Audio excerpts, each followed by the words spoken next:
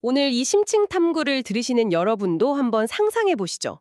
아침에 눈을 떴는데 커피 원두가 떨어진 걸 깨닫기도 전에 이미 드론 한 대가 현관문 앞 계단에 신선한 원두를 내려놓고 갑니다. 아, 벌써 배달이 와 있는 거군요. 맞아요. 이 드론은 그 우주에 떠 있는 개인 위성의 안내를 받고요. 또 기업이 자체 제작한 AI 반도체 칩으로 비행 경로를 계상하죠. 와, 그 모든 과정에요? 네, 이 모든 과정에서 애플의 앱스토어나 구글의 검색창, 심지어 페덱스 같은 택배 회사는 단 한 번도 거치지 않습니다. 진짜 완벽하게 독립적인 생태계네요. 그렇죠. 이게 무슨 공상과학 영화의 한 장면이 아닙니다. 오늘 우리가 다룰 아마존 2026년 전략 심층 분석 보고서에 담긴 아주 구체적이고 현실적인 청사진이거든요. 네, 정말 엄청난 스케일의 보고서였죠. 그래서 오늘 우리 심층 탐구의 미션은 명확합니다. 아마존이 어떻게 단순한 온라인 쇼핑몰이나 클라우드 서버 대여 업체를 넘어서서 디지털과 실물 경제 전체를 통제하는 하나의 거대한 운영체제, 즉 OS로 진화하고 있는지 파악하는 겁니다. 이른바 아마존의 제4의 피봇을 진행 중인 상황인 거죠. 바로 그겁니다. 자, 한번 파헤쳐 보죠. 아마존은 지금 낡은 집에 가구를 새로 들이는 게 아니라 아예 여러분이 살고 있는 도시 전체의 전력망과 도로를 통째로 새로 깔고 있는 겁니다. 단 1년 만에 인프라에 2천억 달러, 우리 돈으로 약 260조 원을 쏟아 부으면서 말이죠. 이걸 더 큰 그림과 연결해 보면 시장이 왜 처음에 그토록 충격을 받았는지 그 맥락을 정확히 이해할 수 있습니다. 사실 당초 월스트리트의 시장 컨센서스, 즉 예상 지출액은 1,461억 달러 수준이었거든요. 그럼 예상치보다 훨씬 많이 쓴 거네요. 네, 아마존이 이를 무려 500억 달러나 훌쩍 뛰어넘는 지출 계획을 발표해버린 겁니다. 그래서 발표 직후에 주가가 15%나 급락했죠.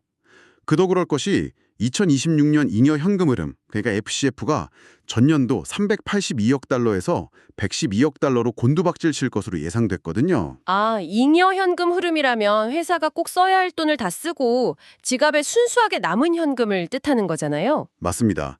지갑에 남은 돈이 거의 3분의 1 토막이 난다고 하니까 투자자들이 완전히 패닉에 빠진 거죠. 그런데 정말 흥미롭게도 며칠 뒤에 모건 스탠리나 골드만삭스 같은 주요 기관들은 오히려 아마존의 목표 주가를 300달러로 상향 조정했습니다. 잠깐만요, 진짜요? 지갑이 텅 비어간다는데 왜 목표 주가를 올린 거죠? 왜냐하면 이 막대한 자본 지출이 단순히 방만하게 돈을 쓰는 게 아니라는 걸 간파했기 때문입니다. 나중에 물가 상승이나 경쟁자들의 추격을 완벽히 방어할 수 있는 구조적 인플레이션 해칭 전략이라는 거죠. 아, 무형의 소프트웨어만이 아니라 도로나 로봇 같은 물리적 자산을 아예 선점해버리는 압도적인 굳히기 전략이군요. 정확합니다. 돈을 허공에 뿌리는 게 아니라는 겁니다. 네네. 그럼 이 거대한 자본 지출의 이유를 제대로 이해하려면 이 모든 투자의 핵심 자금줄이자 AI 제국의 두뇌 역할을 하는 클라우드 부문, 그러니까 AWS부터 살펴봐야 할 것 같습니다. 그렇죠. 소프트웨어든 로봇이든 결국 뇌가 있어야 움직일 테니까요. 제가 보고서를 보니까 2025년 4분기 기준 AWS 매출이 전년 대비 24%나 성장해서 356억 달러를 찍었더군요. 아마존 전체 영업이익의 57%를 차지한다니 이거 말 그대로 제국을 멱살 잡고 캐리하는 수익 엔진이네요. 여기서 주목할 만한 점은 아마존이 단순히 서버 공간만 빌려주는 게 아니라는 겁니다. 가장 눈에 띄는 건 AI 연구 기업인 엔스로픽과 맺은 다층적 수익화 전략입니다. 그 클로드 만든 회사 말이죠. 네, 맞습니다. 이건 그저 이름만 빌려주는 파트너십이 아닙니다. 아마존은 자사의 기업용 AI 플랫폼인 베드록 시스템 가장 깊은 곳에 엔스로픽의 초거대 AI 모델인 클로드를 아예 이식해버렸습니다. 아하. 그러니까 기업 고객들이 엔스로픽 AI를 쓰려고 들어왔다가 자연스럽게 아마존 생태계에 갇히게 되는 거군요. 바로 그겁니다. 수많은 고객들이 그 AI를 제대로 돌리기 위해 아마존의 데이터베이스, 보안망, 각종 도구들을 연쇄적으로 결제하게 되는 거죠. 엄청난 로긴 효과, 즉 고객 가두기가 발생합니다. 와, 묶어두기 전략이 장난 아니네요. 보고서의 강세 시나리오에 따르면 이 파트너십이 만들어내는 연쇄 효과만으로 2027년까지 최대 600억 달러의 매출이 기대될 정도입니다. 여기서 진짜 흥미로운 부분은 아마존이 엔스로픽을 그렇게 밀어주면서도 동시 자사의 자체 파운데이션 모델인 노바를 슬쩍 출시했다는 거예요. 아, 그 부분 눈치채셨군요. 네, 저는 이걸 보고 약간 소름이 돋았는데 예전에 아마존 쇼핑몰에서 남의 물건 팔아주면서 판매 데이터 쓱 보고 자기네 자체 브랜드, 그 PB 상품 만들어서 싼 값에 상단에 노출시켰던 그 무서운 전략 있잖아요. 그걸 클라우드 AI판에 그대로 가져온 거 아닌가요? 완벽하게 정확한 비유입니다. 아마존의 DNA에는 항상 하드웨어부터 소프트웨어까지 수직 계열화를 통해 마진을 극대화하려는 본능이 새겨져 있거든요. 그렇죠. 남의 기술을 의술하면 결국 마진을 뺏기니까요. 비싼 서드파티 AI 모델을 쓰기 부담스러운 고객들에게 우리 노바 모델 쓰면 성능은 비슷한데 훨씬 싸고 빠릅니다 하면서 유도하는 거네요. 네, 그리고 이 본능은 반도체 영역에서도 똑같이 발동합니다.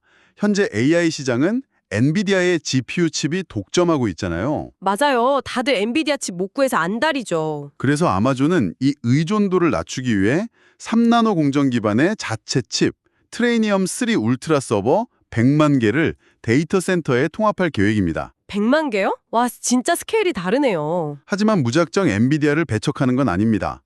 차세대 칩 환경에서는 엔비디아의 기술도 아주 매끄럽게 지원하는 이른바 경쟁적 협력 노선을 택했죠. 아, 고객한테 선택권은 주되 결국 자기네 인프라로 종속시키는 거군요. 네, 가격과 속도라는 혜택을 통해 서서히 끌어들이는 아주 정교하고 치밀한 두뇌 구축 작업입니다. 그렇게 두뇌를 무섭게 키웠다면 이제 그 똑똑해진 두뇌가 여러분과 저 같은 소비자와 어떻게 직접 만나서 지갑을 열게 만드는지 에이전틱 AI 생태계로 넘어가 볼까요? 좋습니다. 이 인터페이스의 진화도 굉장히 흥미롭거든요. 예전에는 우리가 검색창에 빨간 운동화라고 키워드 몇 개 치는 게 다였다면 이제는 AI가 아예 사용자의 행동을 대신해주는 패러다임 전환이 일어나고 있습니다. 그 중심에 AI 쇼핑 어시스턴트인 루퍼스가 있죠. 네, 루퍼스 도입 이후에 구매 완료율을 무려 60%나 증가했다고 하죠. 진짜 엄청난 수치네요. 근데 루퍼스가 도입되면서 셀러들 발등에 불이 떨어졌다고 하더라고요. 이제 예전처럼 상품명에 키워드만 덕지덕지 도배하면 물건이 아예 검색도 안 되고 명사구 최적화, 그러니까 MPO라는 걸 해야 하는데 대체 이 MPO가 정확히 어떻게 작동하는 건가요? 아주 현실적이고 중요한 질문입니다. 사실 과거의 검색은 그냥 단어 맞추기 게임이었습니다. 그래서 셀러들은 상품명에 운동화, 빨간색, 마라톤, 푹신한, 세일 같은 연관 키워드를 막 쑤셔 넣었죠. 네네, 다들 그렇게 팔았잖아요. 하지만 루퍼스는 그런 식의 나열을 싫어합니다. 루퍼스는 소비자의 문맥을 이해하는 에이전트거든요. 예를 들어 소비자가 루퍼스에게 이번 주말 아스팔트에서 열리는 하프 마라톤에 나갈 건데 무릎에 무리가 덜 가는 신발 좀 추천해줘 라고 말합니다. 완전 일상적인 대화네요. 그렇죠. 이때 셀러의 상품 설명이 명사구 최적화, 즉 MPO가 되어 있지 않으면 루퍼스는 그 상품을 아예 인식조차 하지 않습니다. 아스팔트 마라톤 훈련 시 무릎 충격을 완화하는 내구성 강한 빨간색 러닝화, 이런 식으로 문맥 구조로 작성해야 하는 거군요. 맞습니다. AI의 언어를 구사하지 못하는 셀러는 시장에서 투명인간이 되는 셈이죠. 소비자의 행동을 조종한다고 해도 과언이 아닙니다. 와, 이제는 사람을 꼬시는 게 아니라 AI를 먼저 꼬셔야 물건을 팔 수 있는 시대네요. 그리고 소비자를 겨냥한 또 다른 무기가 바로 알렉사 플러스 플러스잖아요. 사실 알렉사 스마트 스피커는 과거에 250억 달러라는 천문학적인 누적 적자를 냈던 그 뼈아픈 실패자가 아니었습니까? 맞습니다.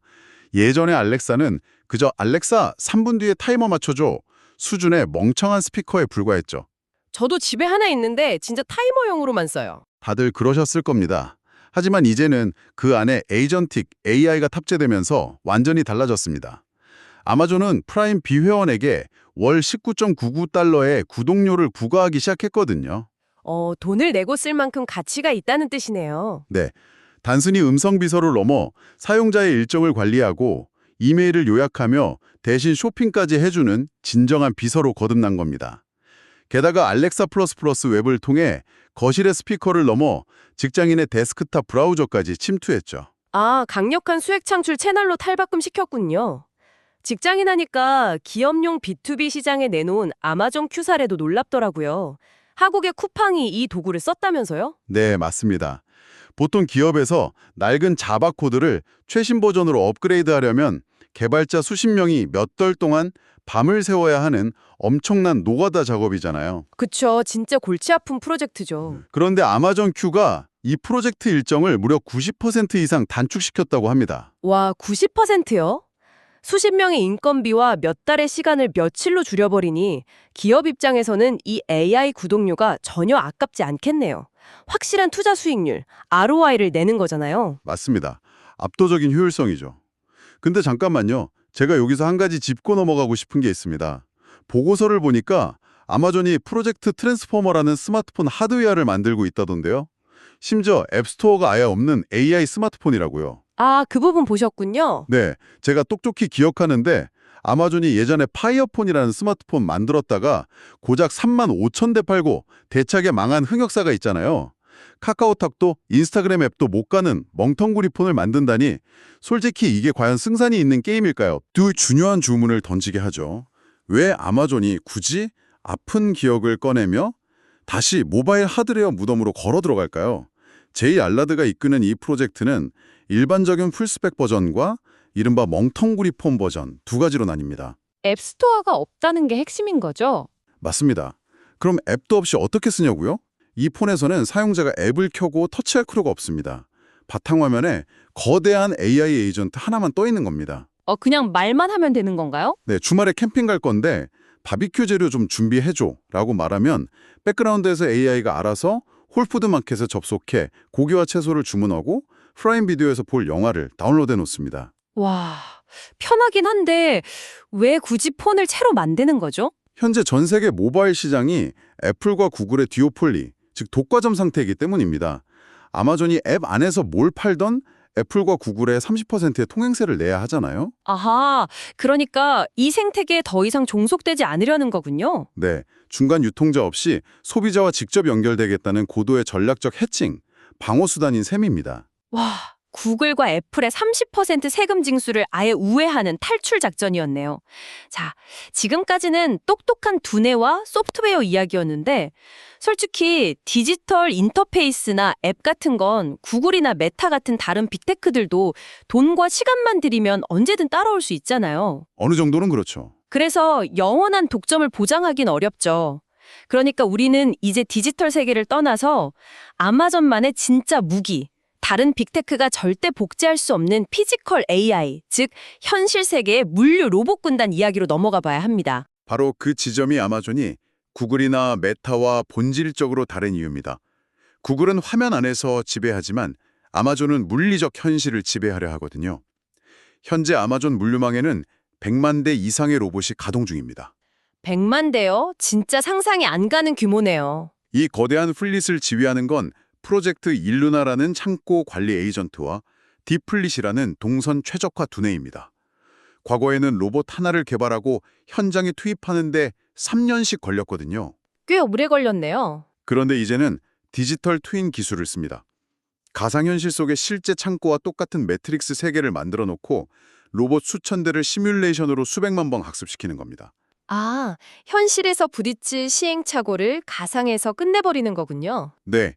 그래서 개발부터 상용화까지 걸리는 기간이 단 1년으로 단축되었죠. 제가 그 로봇들 라인업을 보니까 진짜 SF 영화가 따로 없더라고요.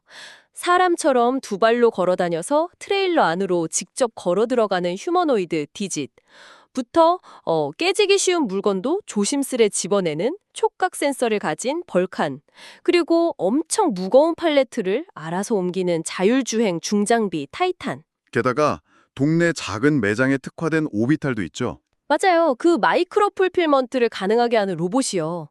그럼 이게 다 무슨 의미일까요? 아마존은 잠도 안 자고 밥도 안 먹고 야간 할증이나 파업도 없는 초인류 군대를 만든 겁니다. 아주 정확한 표현입니다. 보고서를 보니까 사람을 쓰면 시간당 12달러의 인건비가 드는데 로봇을 운영하는 비용은 시간당 단돈 75센트라고 하더라고요. 네, 그 극단적인 비용 격차가 핵심입니다. 상자에 포장하는 것부터 문 앞 계단을 오르는 것까지 인간의 개입이 아예 사라진다는 거잖아요. 연간 최대 160억 달러를 아낄 수 있다니 유통업계 입장에서는 진짜 소름 돋는 숫자 아닙니까? 맞습니다.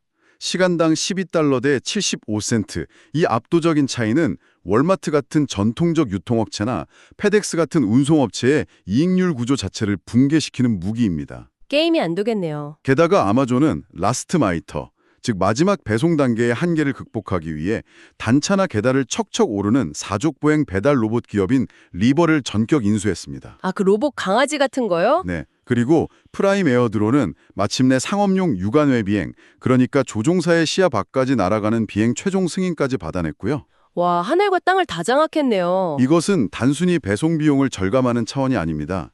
종국에는 이 완벽하게 구축된 물류 로봇 시스템 자체를 다른 기업에 대여해주는 서비스형 로봇, 즉 RAAS 비즈니스로 확장할 수 있거든요. 물건을 하나 더 배송할 때 추가로 드는 비용이 영원에 수렴하는 물리적 한계 비용 제로 시대를 여는 것입니다. 물건 픽업부터 여러분의 집 현관문 앞까지 배송 완료되는 그 모든 과정에서 인간의 손길이 완전히 사라진 무한 루프가 완성되는 거군요. 바로 그겁니다. 그런데 여기서 의문이 듭니다.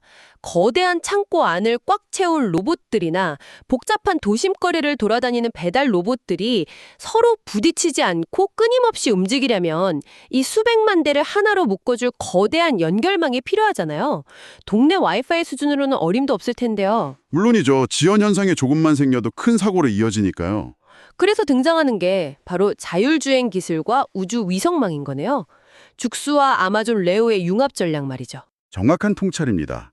물리적 인프라가 팽창할수록 그것을 통제할 거대한 신경망이 절대적으로 필요하죠. 아마존이 10억 달러 넘게 주고 인수한 자율주행 모빌리티 기업 죽스를 한번 볼까요? 네, 요즘 길에서 가끔 보이던데요.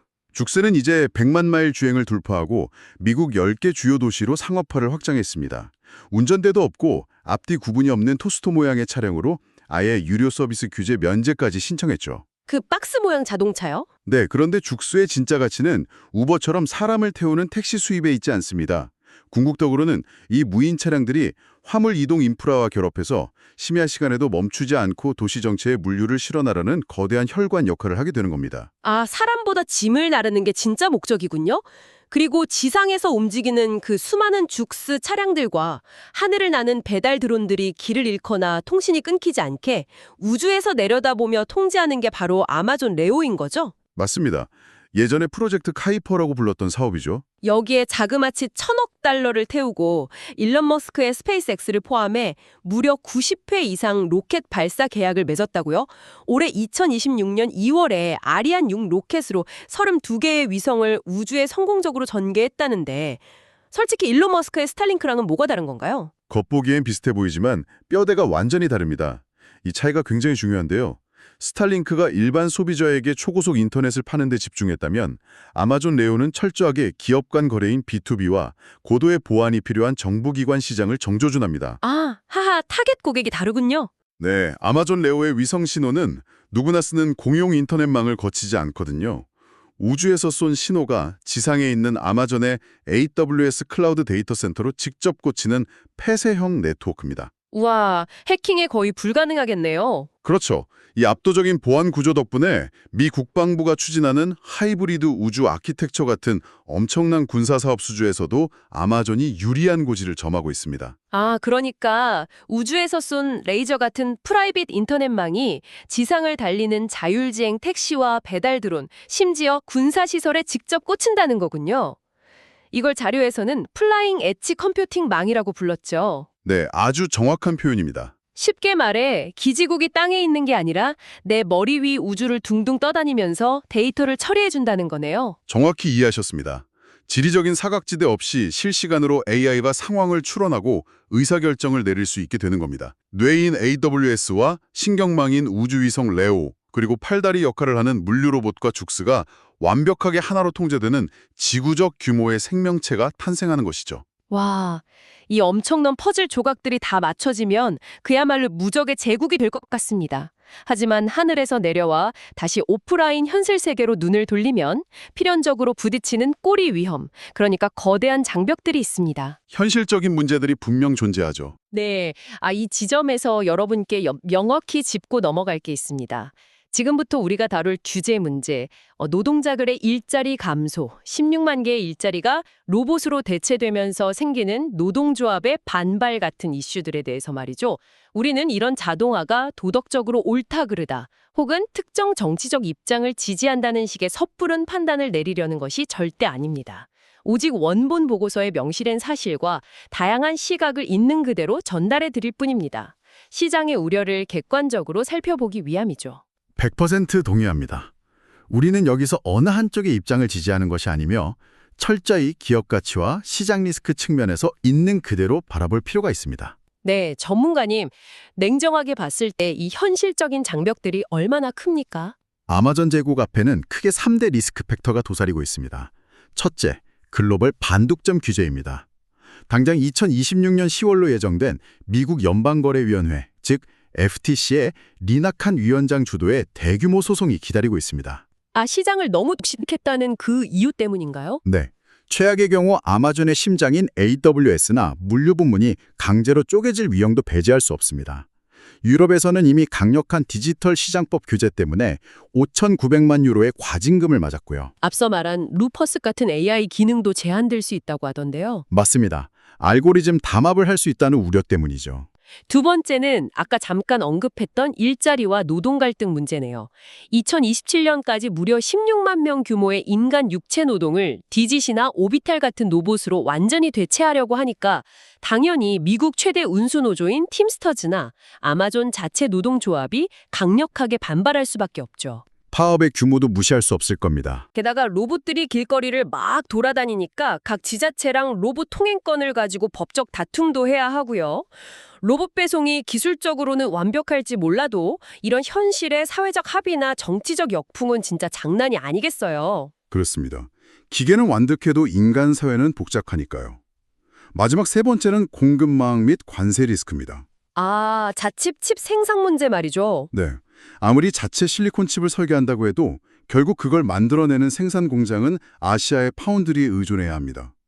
지정학적 무역 갈등이나 신규 관세 폭탄을 피하기 위해 부품 제조 기지를 미국 본토나 인접 우방국으로 옮기는 니어쇼어링 정책을 추진 중인데요. 공장을 통째로 옮기려면 돈이 어마어마하게 들 텐데요. 맞습니다.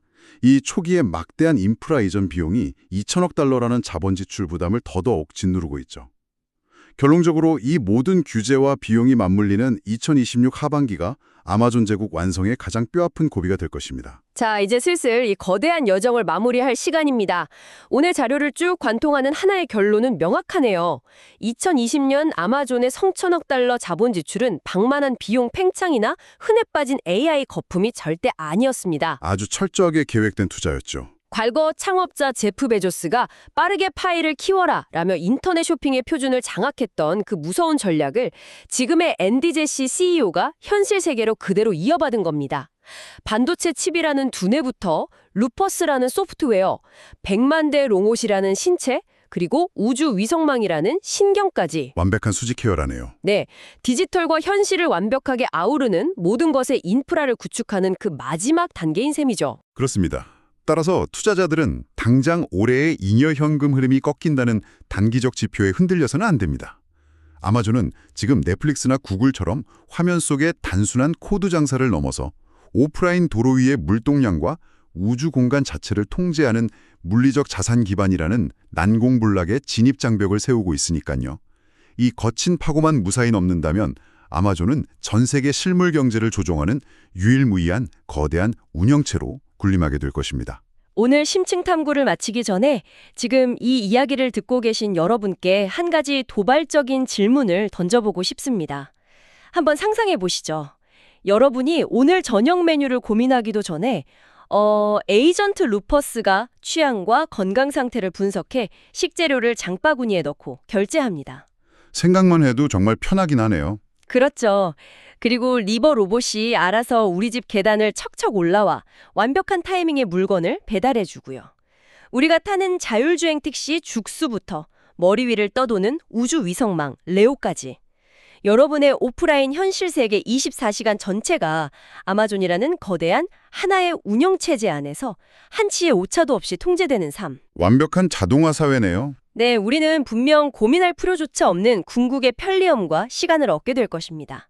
하지만 그 대가로 우리는 인간으로서 스스로 고민하고 실패하고 우연을 경험할 수 있는 자유의지를 슬그머니 이 거대한 효율성의 시스템의 통째로 넘겨주게 되는 것은 아닐까요? 처음 오프닝에서 제가 말씀드렸던 세상을 통째로 사들이려 한다는 말이 이제는 어떻게 들리시나요? 정말 깊이 생각해 볼 만한 주제네요. 네, 편리함의 이면에 숨겨진 통제, 오늘 밤 한 번쯤 깊이 고민해 볼 만한 조금은 서늘한 문제인 것 같습니다. 지금까지 함께해 주셔서 감사합니다.